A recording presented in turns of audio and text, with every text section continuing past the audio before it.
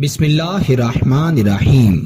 السلام علیکم ورحمۃ اللہ وبرکاتہ۔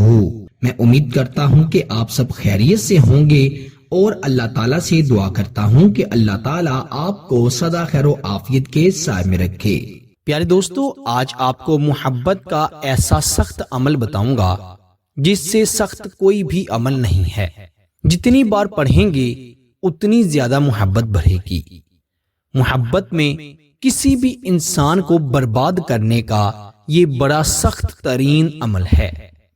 اس عمل کی برکت سے کسی بھی شخص کو اپنی محبت میں گرویدہ کیا جا سکتا ہے، کسی بھی شخص کو اپنی محبت میں پاگل کیا جا سکتا ہے۔ یاد رہے، اس عمل کو آپ نے ایک خاص تعداد سے زیادہ مرتبہ نہیں پڑھنا، ورنہ زیادہ بار پڑھنے سے دوسرا شخص آپ کی محبت میں اتنا پاگل ہو جائے گا کہ لوگ اسے دیوانہ کہا کریں گے۔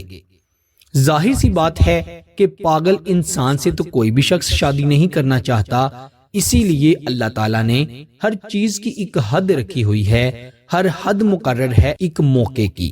اسی لیے آپ نے اس وظیفے کو دن میں ایک مرتبہ ہی پڑھنا ہے۔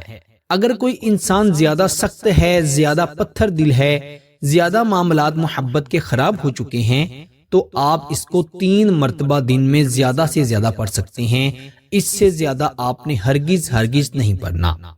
میں پھر کہہ دوں کہ اگر ہر وقت آپ نے اس کو پڑھا، یا اگر آپ سوچتے ہیں کہ میں نے 3 بار سے زیادہ اس کو پڑھ لیتا ہوں یا لیتی ہوں، اس سے جلدی اور زیادہ اثر ہوگا، تو یہ آپ کے لیے نقصان دہ بھی ہو سکتا ہے۔ کیوں؟ وہ شخص آپ کی محبت میں ایسا پاگل ہو جائے گا کہ لوگ اسے پاگل کہیں گے، دیوانہ کہیں گے، اس کا مذاق بنایا کریں گے، اس کو چھیڑا کریں گے۔ آپ نے اکثر دیکھا ہوگا جو انسان پاگل ہوتا ہے لوگ اسے پتھر بھی مارتے ہیں، اور اگر آپ کے محبوب کے ساتھ بھی ایسا ہو گیا تو پھر جب آپ اس سے شادی کر لیں گے تو وہ آپ کے لیے بہتر نہیں رہے گا۔ اسی لیے آپ نے صرف اور صرف جیسے طریقہ بتاؤں گا ویسے اسی تعداد میں پڑھ لینا ہے۔ کسی بھی انسان کو محبت میں برباد کرنا چاہتے ہیں، کسی کو بھی دوسرے سے چھیننا چاہتے ہیں، وہ شخص جو آپ کو چھوڑ کر کسی دوسرے کے پاس چلا گیا ہے یا کسی دوسرے کی باتیں کرتا ہے، دوسرے کے بارے میں سوچتا رہتا ہے، اس عمل کی برکت سے وہ شخص آپ کی مٹھی میں آ جائے گا۔ وہ اس کو ٹھکرا کر آپ کی طرف دوڑا چلا آئے گا۔ ایک پھونک کا یہ عمل ہے اور انتہائی طاقتور، انتہائی جلالی عمل ہے۔ آپ نے رات کے وقت تنہائی میں بیٹھ کر اس عمل کو پڑھنا ہے۔ آپ نے سب سے پہلے تو اچھی طرح وضو کر لینا ہے۔ کسی کے سامنے نہیں پڑھنا، ایسی جگہ کا انتخاب کرنا ہے جہاں پر کوئی آنے جانے والا نہ ہو اور جہاں پر کسی کی فضول باتوں کی آوازیں نہیں آنی چاہیے۔ صرف اور صرف اللہ تعالیٰ پر یقین رکھتے ہوئے، اللہ تعالیٰ کو آپ نے اپنی دعاؤں میں رکھتے ہوئے اور محبوب کا تصور کرتے ہوئے اللہ کے 4 صفاتی ناموں کو ایک خاص تعداد سے خاص طریقے سے پڑھنا ہے۔ آپ نے اپنے دونوں ہاتھوں کو ہتھیلیوں کی جانب سے اپنی طرف کر لینا ہے، الٹے ہاتھوں کو نہیں بلکہ سیدھے دونوں ہاتھوں کو دیکھتے ہوئے۔ سب سے پہلے دائیں ہاتھ پر آپ نے یا حیو یا حلیمو پڑھا، پھر بائیں ہاتھ پر آپ نے یا عزیزو یا کریمو پڑھا، پھر دائیں ہاتھ پر یا حیو یا حلیمو اس کو دیکھتے ہوئے، پھر آپ نے بائیں ہاتھ کو دیکھتے ہوئے یا عزیزو یا کریمو۔ اسی طرح آپ نے 41 مرتبہ آپ اپنے ہاتھوں کی انگلیوں کے پوٹوں پر گن بھی سکتے ہیں۔ پہلے دائیں ہاتھ پر یا حیو یا حلیمو، پھر بائیں ہاتھ پر یا عزیزو یا کریمو۔